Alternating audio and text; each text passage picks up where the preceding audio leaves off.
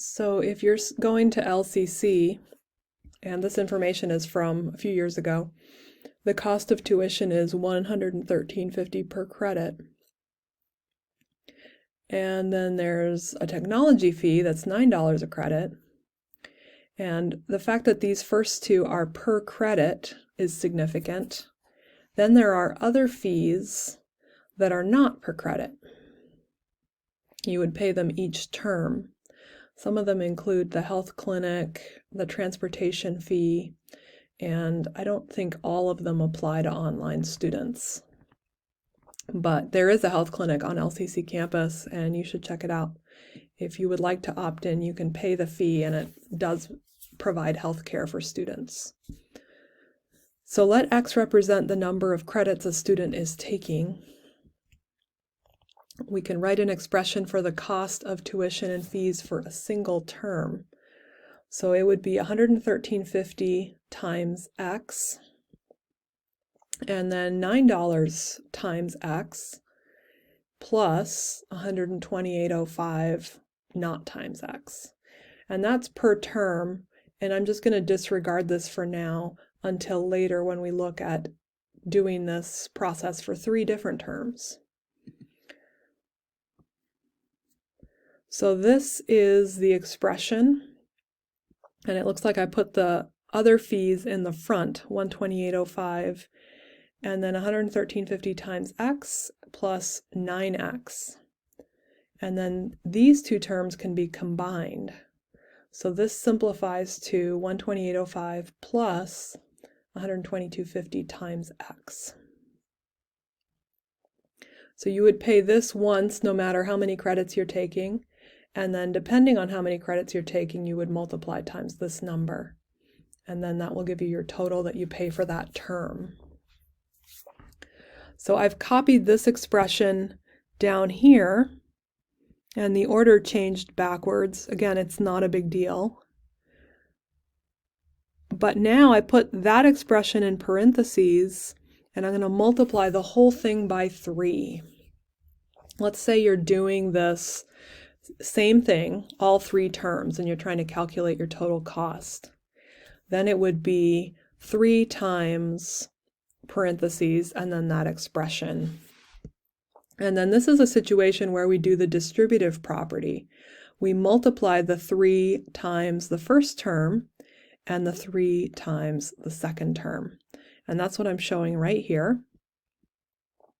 And if we use a calculator, we can get 367.50.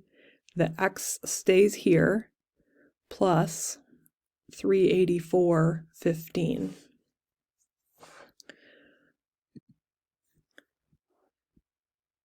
This is still an expression, so this is still in terms of X. Let's look at a situation where a student is taking 12 credits. If they're taking 12 credits and they do the same thing all 3 terms, then the expression would be 3 parentheses 122.50 times 12 credits plus 128.05 close parentheses. Okay, so this is what a student would spend all 3 terms if they took 12 credits every term. And this is the cost of a single term. Copy paste. Okay, so the single term would be about $1,600, and 3 terms comes up to close to $4,800.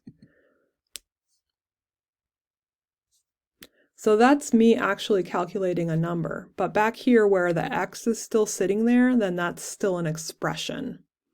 And all we were doing here was illustrating the distributive property.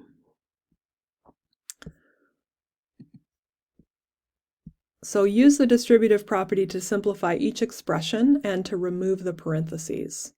So 3 times this part, 30 times this part and 30 times that part. Or here, 48 times the first part and 48 times the second part. So I must have used my calculator here. We get 4805. Don't forget to include the x. And then 30 times 16 gives you 480. Here, 48 times 1 and 48 times r. So 48 plus 48 times r.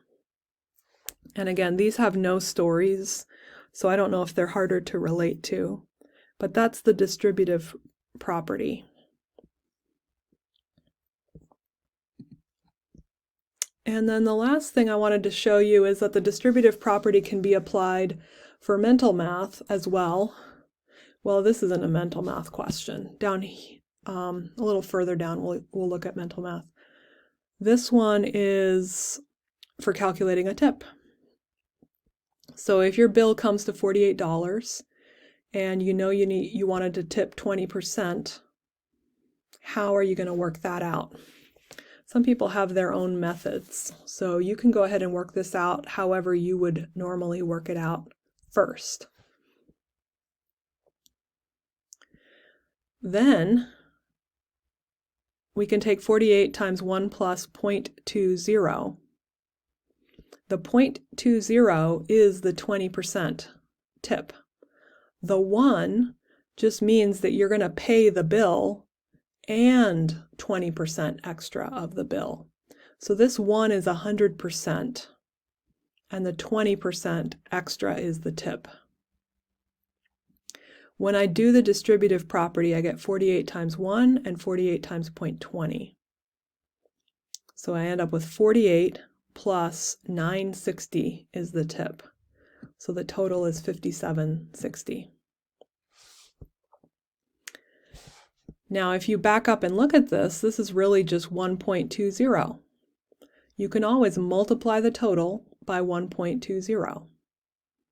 And if you grab your calculator and check, 48 times 1.20 is 5760. So that worked. And I needed to delete this. We haven't covered growth factors yet, so don't worry about that. Use the same method to find the tip in total if your total came to $28 and you want to tip 15%. So that would be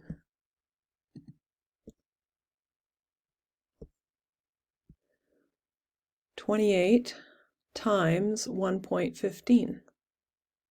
You're going to pay 100% and 15% extra.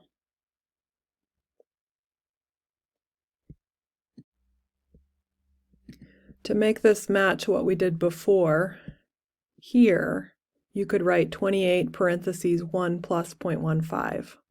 That becomes the same as 28 times 1.15. And that's going to be $28 plus $28 times 15. So I'm doing the distributive property. And I end up with 28 plus 420. And that gives me 3220. So two different ways to do the same thing, just that this calculation is really quick. This will take you straight to the answer. Otherwise, you're calculating the tip and then adding it back to the original bill amount.